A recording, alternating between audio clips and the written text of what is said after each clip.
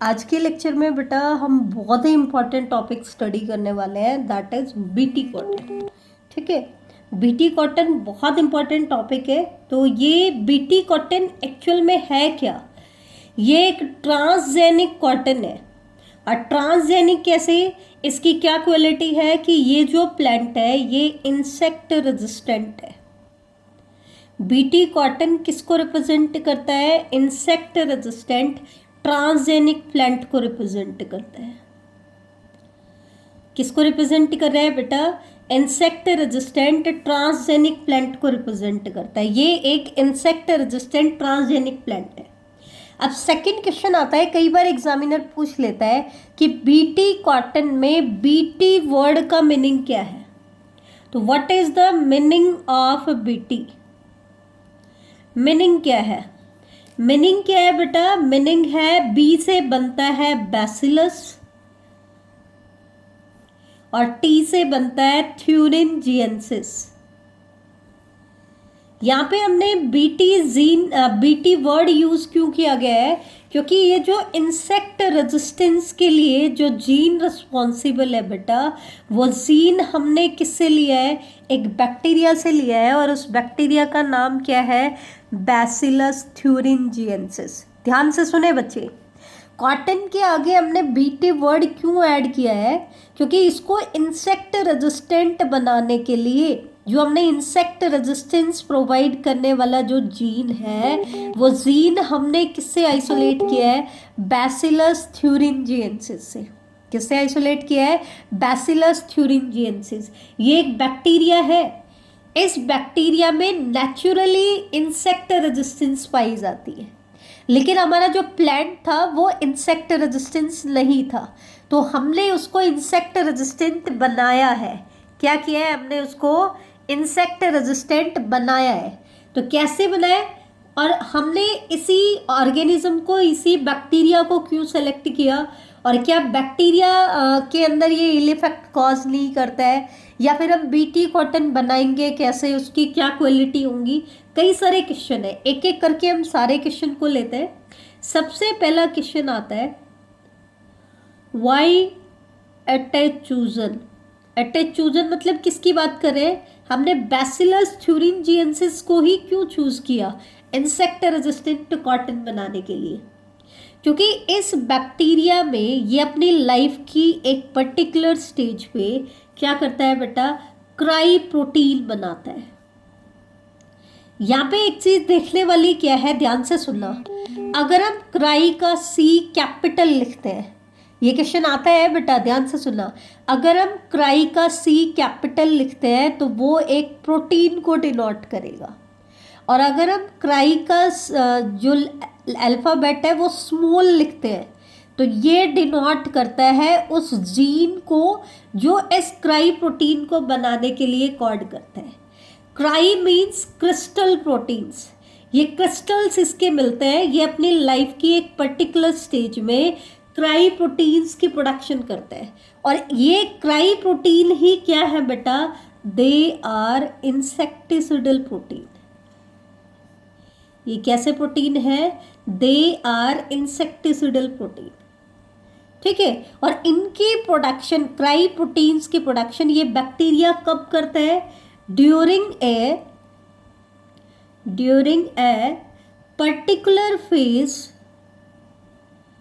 Particular phase of their growth. इनकी growth के particular phase में प्रोड्यूस करता है। ध्यान से सुना, एक एक चीज इंपॉर्टेंट है, हर पार्ट पे इसके क्वेश्चन आते हैं। हमने बैसिलस थ्यूरिनजिएंसिस को ही क्यों चूज किया बीटी कॉटन बनाने के लिए? क्योंकि ये जो बैक्टीरिया है ये अपने लाइफ की एक पर्टिकुलर स्टेज में क्रिस्टल प्रोटीन्स की प्रोडक्शन करता है, और ये प्रोटीन इंसेक्टिसिडल प्रोटीन है। तो हम ये चाहते हैं अगर हमारा प्लांट भी इन क्रिस्टल प्रोटीन्स की प्रोडक्शन कर दे तो हमारा प्लांट भी क्या हो जाएगा? इंसेक्ट रेजिस्टेंट हो जाएगा। लेकिन क्या ये क्रिस्टल प्रोटीन जर्नलाइज होते हैं, किसी भी इंसेक्ट को किल कर सकते हैं? तो ध्यान देना, ऐसा नहीं होता है, स्पेसिफिसिटी होती है। क्या होती है? Specificity. This cry protein this cry protein is toxic. ये क्राई प्रोटीन टॉक्सिक होता है। किसके लिए टॉक्सिक होता है? To larva of certain insect. कुछ इंसेक्ट के लार्वा के लिए टॉक्सिक होता है। और वो सर्टेन इंसेक्ट को हमने बेटा 3 कैटेगरी में बांटा है। जिन जिन इंसेक्ट के लिए ये टॉक्सिक होता है, जिनके लार्वा के लिए ये टॉक्सिक होता है, कौन कौन से? Lepidopteran, coleopteran and dipterans. 3 category में हमने इन इंसेक्ट्स को कैटेगराइज किया है। लेपिडोप्टेरन में हमने कैसे इंसेक्ट्स को इंक्लूड किया है? Like the tobacco mosaic, tobacco budworm, tobacco budworm and armyworm, इनको हमने इंक्लूड किया है लेपिडोप्टेरन में। कॉलियोप्टेरन में बिटल्स को इंक्लूड किया है। डिप्टेरन में हमने फ्लाइज और मॉस्किटोज को इंक्लूड किया है। टोटली एनसीईआरटी है। और एनसीईआरटी के अलावा डायग्रामेटिक रिप्रेजेंटेशन मैं आपको दूंगी, तो वो एग्जाम में पूछी जाती है। ठीक है। अब एक चीज ध्यान से सुनना, इन क्राई प्रोटीन्स की जो स्पेसिफिसिटी होती है वो भी होती है। मतलब अलग अलग टाइप के क्राई प्रोटीन अलग अलग टाइप के इंसेक्ट्स के लिए रेजिस्टेंस एबिलिटी प्रोवाइड करते हैं। तो इन इंसेक्टिसिडल या टॉक्सिक प्रोटीन्स की अलग अलग कैटेगरी हम पढ़ेंगे, जैसे कि क्राई 1, क्राई 2, क्राई 3। बेटा ध्यान रखना, जब मैं कैपिटल सी लिख रही हूँ दैट मीन्स हम किसकी बात कर रहे हैं? हम बात कर रहे हैं प्रोटीन की। और जब मैं क्राई को सी स्मॉल लिखूंगी दैट मीन्स हम उस जीन की बात कर रहे हैं जो इन प्रोटीन्स की प्रोडक्शन के लिए कोड करते हैं। ठीक है। तो जो जीन क्राई प्रोटीन्स की प्रोडक्शन के लिए कोड करता है, उस जीन को हम किससे रिप्रेजेंट करते हैं? क्राई से ही रिप्रेजेंट करते हैं, लेकिन उसमें सी हम कैसा मेंशन करते हैं? स्मॉल। ये चीज ध्यान रखना। तो हमें क्या करना है, ये जो बैसिलस थ्यूरिंजिएंसिस बैक्टीरिया है, इस बैक्टीरिया से एक स्पेसिफिक क्राई जीन को आइसोलेट करना है। स्पेसिफिक क्यों?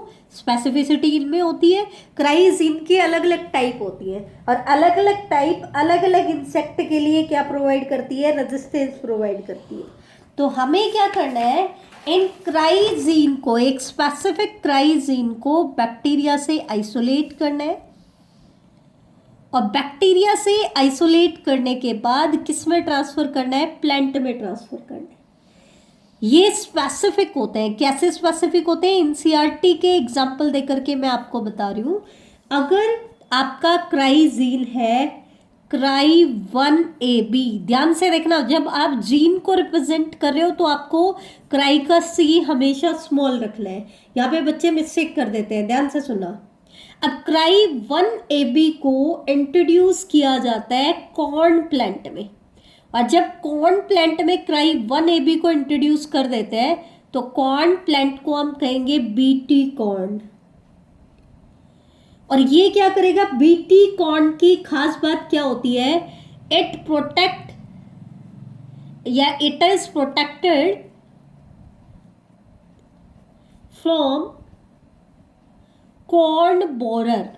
इसका मतलब ये कॉर्न प्लांट को कॉर्न बोरर के रेजिस्टेंट बना देता है। किसके रेजिस्टेंट बना देता है बेटा? कॉर्न प्लांट को कॉर्न बोरर के रेजिस्टेंट बता देता है। ध्यान से सुना, अगर हमने क्राई 1AB को इंसर्ट किया है तो वो कॉर्न प्लांट को कॉर्न बोरर के रेजिस्टेंट बना देता है। ये एनसीईआरटी के डाटा है। इसके अलावा अगर आपका जीन है क्राई 2AB या फिर क्राई 1AC, ये जो जीन है ये कॉटन प्लांट की हेल्प करते हैं, उसको बोलवॉर्म के रेजिस्टेंट बनाते हैं। मतलब दे कंट्रोल कॉटन बोलवॉर्म। अब कॉटन बोलवॉर्म तो किसको अटैक करेगा? कॉटन प्लांट को अटैक करेगा। लेकिन अगर कॉटन प्लांट में हमने इन जीन को इंट्रोड्यूस कर दिया तो वो कॉटन बोलवॉर्म के क्या हो जाएगा बेटा? रेजिस्टेंट हो जाएगा। मतलब रेजिस्टेंट का मतलब ये नहीं होता है कि ये इंसेक्ट उसके ऊपर अटैक नहीं करेंगे, अटैक करेंगे लेकिन अफेक्ट नहीं कर पाएंगे। क्या नहीं कर पाएंगे? अफेक्ट नहीं कर पाएंगे। रेजिस्टेंस का मतलब ये कभी नहीं होता है, कतई नहीं होता है कि वो अटैक नहीं करते, अटैक कर सकते हैं लेकिन अफेक्ट नहीं कर पाएंगे। ऐसे ही क्राई थर्ड ए बी, ये एनसीईआरटी ने नहीं दिया है ये वाला एग्जाम्पल, ये it control corn rootworm, it control corn rootworm. ठीक है, तो यहाँ पे हमने शो किया है कि जो आपका क्राइजीन होता है वो स्पेसिफिक होता है, मतलब एक स्पेसिफिक टाइप का क्राइजीन एक स्पेसिफिक प्लांट को एक स्पेसिफिक इंसेक्ट के रेजिस्टेंट बनाता है। तो ये दो एग्जाम्पल वेरी वेरी इंपॉर्टेंट है, ये दोनों आपको याद होने चाहिए। बोर्ड एग्जाम्स में एक एक नंबर में बहुत बार पूछे गए हैं कि क्राई 1AB किस प्लांट को किसके रेजिस्टेंट बनाता है, या यूँ पूछ लेगा कॉटन बोलवॉर्म को अगर हमें कंट्रोल करना हो तो कौन सा क्राइजीन चाहिए, तो cry 2AB and cry 1AC। और अगर कॉटन बीटी कॉर्न हमें बनाना हो तो हमें कौन सा जीन इंट्रोड्यूस करना पड़ेगा, क्राई 1AB इंट्रोड्यूस करना पड़ेगा। अब हम ये देखना चाह रहे हैं कि ये जो क्राई जीन है ये इंसेक्ट को कैसे किल करते हैं। ठीक है, और जब ये क्राई जीन प्लांट में है तो इंसेक्ट को किल कर देते हैं, तो बैक्टीरिया जिसमें ये क्राइजीन बनते हैं ये उस बैक्टीरिया को किल क्यों नहीं करते हैं। तो ये चीज आप ध्यान से सुनना। पहले इसका मोड ऑफ एक्शन हम देख लेते हैं कि बीटी टॉक्सिन का मोड ऑफ एक्शन क्या है। मोड ऑफ एक्शन, तो मोड ऑफ एक्शन में ये चीज ध्यान रखना, जब हमने क्राइजीन को क्या किया है, इंट्रोड्यूस करा दिया है प्लांट में, तो प्लांट में ये क्राई प्रोटीन को किस फॉर्म में प्रोड्यूस करता है, प्रोटॉक्सिन की फॉर्म में प्रोड्यूस करता है। प्रोटॉक्सिन मतलब ये टॉक्सिन अभी इनएक्टिव है, ये प्लांट की बॉडी में एक्टिव नहीं होगा बेटा, इसके लिए इसको एक्टिवेट होने के लिए एक सुटेबल कंडीशन चाहिए, और वो सुटेबल कंडीशन इसको प्लांट में नहीं मिलती है, वो किस में मिलेगी, जिस स्पेसिफिक इंसेक्ट के लिए रेजिस्टेंस से देता है उसकी बॉडी में जाकर के ये एक्टिवेट होता है। अब होता क्या है, इस प्रोटॉक्सिन को, या यूँ कहते हैं कि प्लांट में जब प्रोटॉक्सिन की फॉर्मेशन हो चुकी होती है और उस टाइम पे प्लांट के ऊपर वो इंसेक्ट अटैक करता है, तो ये protoxins they are ingested by the insect, these protoxins are ingested by insect. क्यों? क्योंकि इंसेक्ट क्या करेगा, प्लांट से कोई ना कोई प्रोडक्ट तो ऑब्टेन करेगा, और उस प्रोडक्ट में आपका क्या है, प्रोटॉक्सिन भी है, तो वहां से प्रोटॉक्सिन किसकी बॉडी में चला गया, इंसेक्ट की बॉडी में चला गया। इंसेक्ट ने जैसे ही उसको इंजेस्ट किया तो इंसेक्ट के गट के अंदर इस प्रोटॉक्सिन को एल्कलाइन पीएच मिल जाती है। कैसे पीएच मिल जाती है, एल्कलाइन पीएच। एल्कलाइन पीएच मतलब लगभग इंसेक्ट की बॉडी में कितनी पीएच रहती है, 7.5 से लेकर के 8 तक की पीएच होती है। तो जब इस प्रोटॉक्सिन को एल्कलाइन पीएच वाली कंडीशन मिलती है तो जो इस प्रोटॉक्सिन के क्रिस्टल्स होते हैं वो सॉल्युबलाइज हो जाते हैं। एट सॉल्युबलाइज द क्रिस्टल्स, ये क्या करता है, इन क्रिस्टल्स को सॉल्युबलाइज कर देता है। अब जैसे ही क्रिस्टल सॉल्युबलाइज होते हैं they gets active, that means हमारा टॉक्सिन कैसा हो जाता है, एक्टिव हो जाता है। अब प्लांट की बॉडी में या इंसेक्ट की बॉडी में ये एक्टिव क्यों नहीं होते हैं, क्योंकि उनको एल्कलाइन पीएच अवेलेबल नहीं होता है। ठीक है, फिर क्या होता है, जैसे ही टॉक्सिन एक्टिव हो जाता है it bind to the surface of midgut epithelium cell, जो इंसेक्ट की गट के अंदर जो मिडगट वाला पार्ट आता है उसकी एपिथेलियम सेल्स के साथ ये बाइंड कर जाता है, और एपिथेलियम सेल्स के साथ बाइंड करने के बाद उसके अंदर पोर्स को क्रिएट कर देता है। It create pores. अब आपको पता है गट के अंदर पोर्स क्रिएट हो गए तो इससे क्या होगा, लाइसिस होगा, स्वेलिंग आएगी। ठीक है, हर चीज एंटर करेगी सेल के अंदर, तो इट कॉज स्वेलिंग, इसकी वजह से क्या आ जाएगी, स्वेलिंग, और फिर क्या हो जाएगा बेटा, लाइसिस, और लाइसिस की वजह से इंसेक्ट की क्या हो जाती है बेटा, डेथ हो जाती है। It cause death of the insect. हमने ये नहीं कहा कि इंसेक्ट ने अटैक नहीं किया, इंसेक्ट ने अटैक किया, लेकिन जैसे ही इंसेक्ट ने अटैक किया इस टॉक्सिन की वजह से उसकी डेथ होगी, तो वो स्टेबलाइज नहीं हो पाया। क्या नहीं हो पाया, स्टेबलाइज, तो वो प्लांट को इन्फेक्ट नहीं कर पाया। ठीक है, एक चीज और ध्यान रखना, क्राइजीन जो होता है, हर पर्टिकुलर क्राइजीन एक स्पेसिफिक प्रोटॉक्सिन बनाता है और वो एक स्पेसिफिक इंसेक्ट को ही अफेक्ट करता है। ठीक है, जो यूजफुल इंसेक्ट होते हैं उनको ये कोई हार्म नहीं पहुंचाता है, ये चीज ध्यान रखना। क्राइजीन अफेक्ट्स ओनली स्पेसिफिक इंसेक्ट। ये हम पढ़ चुके हैं कि कोई पर्टिकुलर क्राइजीन देते हैं, वो एक पर्टिकुलर इंसेक्ट को ही अफेक्ट करता है। एंड दे डोंट हार्म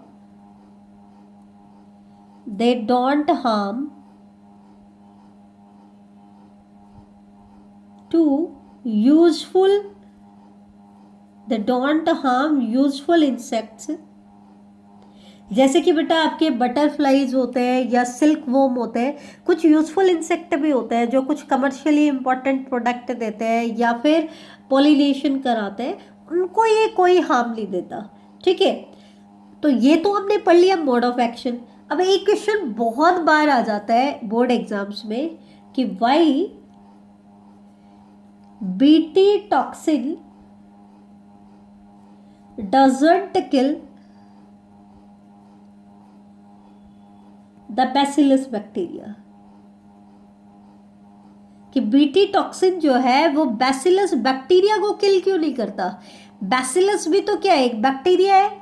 ठीक है, वो भी तो एक पैथोजन हो सकता है, तो वो उसको किल क्यों नहीं करता, जबकि उसकी बॉडी में तो बीटी टॉक्सिन बन रहा है, तो उसको क्यों नहीं किल करता है। तो इसका आंसर एक ही है कि बैक्टीरिया जो है इस टॉक्सिन को इनएक्टिव फॉर्म में बनाता है, प्रोटॉक्सिन की फॉर्म में बनाता है, और ये इनएक्टिव से एक्टिव फॉर्म में तभी कन्वर्ट होता है जब इसको एल्कलाइन पीएच मिलती है। कैसे पीएच मिलती है, एल्कलाइन पीएच, और ये पीएच बैसिलस की बॉडी में अवेलेबल नहीं होती है। ठीक है, इसलिए बैसिलस की बॉडी में ये टॉक्सिन कभी भी प्रोटॉक्सिन से एक्टिव फॉर्म में कन्वर्ट नहीं होता है, इसलिए कभी भी ये बैक्टीरिया को किल नहीं करता है, बैसिलस को किल नहीं करता है। लेकिन जैसे ही कोई इंसेक्ट इस बैक्टीरिया पे किल करता है तो उसकी बॉडी में प्रोटॉक्सिन चला जाएगा, तो वो प्रोटॉक्सिन एल्कलाइन पीएच मिलने की वजह से एक्टिव हो जाता है और इंसेक्ट की डेथ कॉज करता है। अब कई बार एग्जामिनर पूछ लेता है, एनसीईआरटी ने तो एक ही लाइन में बाइंड अप कर दिया कि बीटी क्रॉप हम कैसे बनाएंगे। ठीक है, लेकिन कई बार एग्जामिनर 3 नंबर में या 2 नंबर में क्वेश्चन दे देता है, और बिल्कुल सही भी है। क्यों, क्योंकि यहाँ पे हम बता चुके हैं कि डोनर कौन है, हमें पता है कि वेक्टर कौन होगा, और होस्ट कौन है वो भी हमें पता है। तो क्या हम प्रोसीजर नहीं बता सकते कि कोई भी बीटी क्रॉप हम कैसे बनाएंगे, उसका प्रोसीजर क्या होगा, हम बिल्कुल बता सकते हैं। डायग्रामेटिक व्यू अगर हमसे पूछे तो वो भी हम बता सकते हैं। कैसे, ये प्रोसीजर आपको बिल्कुल याद होना चाहिए बेटा, ध्यान दें, ये प्रोसीजर आपको बिल्कुल याद होना चाहिए। प्रोसीजर क्या है, सबसे पहला हमारा एम क्या है, जो आपका डोनर है बैसिलस थ्यूरिंजिएंसिस, उससे हम एक स्पेसिफिक बीटी जीन को आइसोलेट करेंगे। स्पेसिफिक वर्ड जरूर यूज करोगे। स्पेसिफिक क्यों, वो आप बता दोगे कि अगर हमें कॉर्न प्लांट को कॉर्न बोरर से प्रोटेक्ट करना है तो हम क्राई 1AB को आइसोलेट करेंगे। अगर हमें कॉटन प्लांट को कॉटन बोलवॉर्म से प्रोटेक्ट करना है तो हम cry 2AB and cry 1AC को आइसोलेट करेंगे। फिर हमें क्या करना है, क्योंकि ये तो डोनर है, ये तो डिजायर्ड जीन है, अब इसको हमें प्लांट सेल में इंट्रोड्यूस करना है। तो अगर आपका होस्ट प्लांट सेल है तो वेक्टर हम हमेशा क्या लेंगे, एग्रोबैक्टीरियम ट्यूमिफेशियन का टीआई प्लाज्मिड।